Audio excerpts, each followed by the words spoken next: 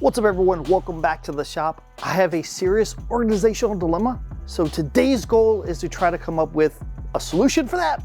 A tray, a project, a box, something. Combing through the disaster area of my shop over here, and I found some really good looking maple over this way. I thought that would be really cool for the tray. It would have this really crisp, clean, white look. So I'm gonna try that out. Found a piece of maple, went ahead and milled that down, and then I cut it to about 4.5 inches wide at the table saw. I got my board, and what I'm envisioning is a bunch of shallow cutouts inside this that you could put stuff in it or put little trays or whatever. Now, typically to do that, what I would do is I would make a template, put a template on there, trace it all out, remove the template, go over to the drill press, remove most of the waste, put the template back on, router, bzz, bzz, bzz, remove it all, and then do a whole lot of sanding in there. Good to go. I'm thinking I'm gonna try a different method this time. I think I'm gonna rip this dude in half, have a skinny part on one side and a big fatty on the other.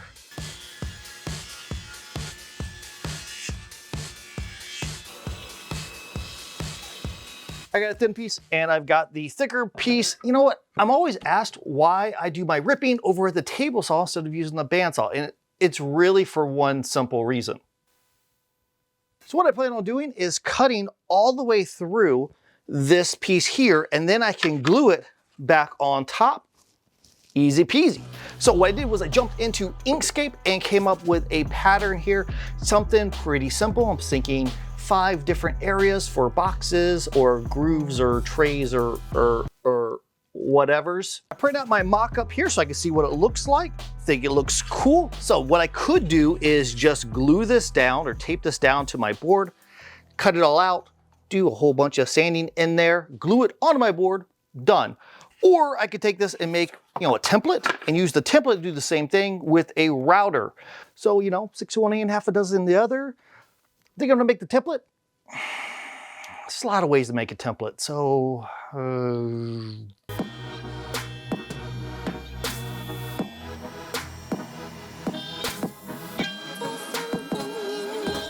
uh-oh.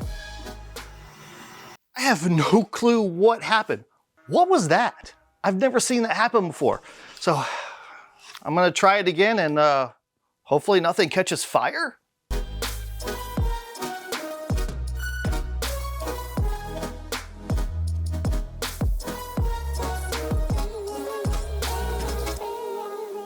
Got a template made from 1/4 inch thick MDF, so I can put that on here and now trace out my squares. Then I'll go over to the scroll saw and cut those out, just rough cut them out, and then over to the router table to finish them up.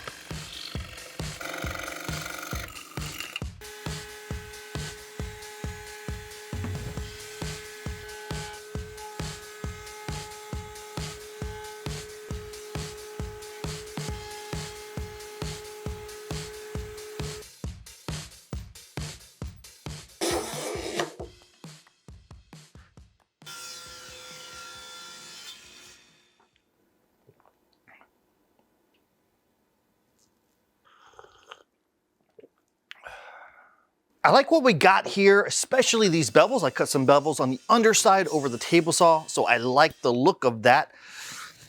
If these cutout areas were darker, I think that would provide a really cool contrast. I do have some veneer. I need like this much veneer, and I've got like this much veneer, but that might work. Ah!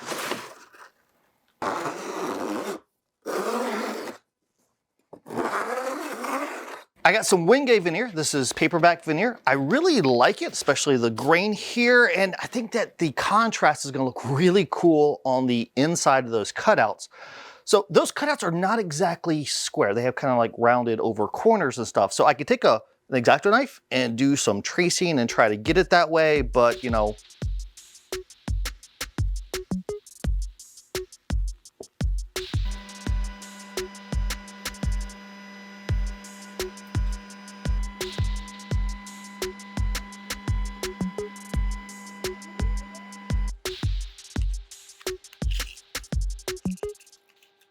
And all of these veneers that will fit down inside there. I think that's gonna look cool. And then I went ahead and made a whole bunch of these little blocks that fit perfectly inside. These are gonna be clamping blocks, so I can really squish this down, make sure I get even clamping pressure on that. I'm using some Unibond 1. This is veneer glue. This stuff is really good. I like it. I use a lot for veneer work whenever I'm doing scroll saw stuff. So I'm applying a really thin coat to this, and then I'll take those pucks I made and squish it all down.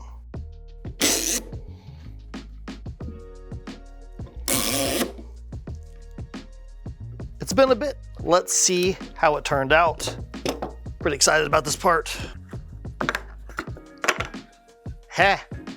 Like it. Oh, that looks cool. Perfect amount of contrast. While this was drying, I did some contemplating. I want the pucks to also be maple, but I wanted to have a little bit of contrast too, just some visual interest. So what I envisioned was having a maple puck and then doing a wenge, thin wenge bottom to it so that it pokes out just a little bit, kind of gives like a little bit of a shadow line around it. And I think whenever you put the whole set together, it is gonna look really good. I cut my boards into blocks that are a little bit oversized, and I cut quite a few of them, way more than what I need for the actual tray, because I want this to be customizable where you can switch these in and out for whatever you're looking for. So my plan is to take these and I can, have some of them module a hole, like a tray or something like that to put stuff in it. Some of them may have multiple holes for pins or slots for business cards or whatever. You could even take this and drill holes in a bunch of them and put candles in it. That way this can sit like on a table or something with candles. It's kind of really up to the imagination on what to do with it. So I kept my squeezy blocks here. I'm gonna stick these on here with some double-sided tape, go over to the router table and buzz it around so that it fits inside the tray itself. And then it's gonna be customizing time.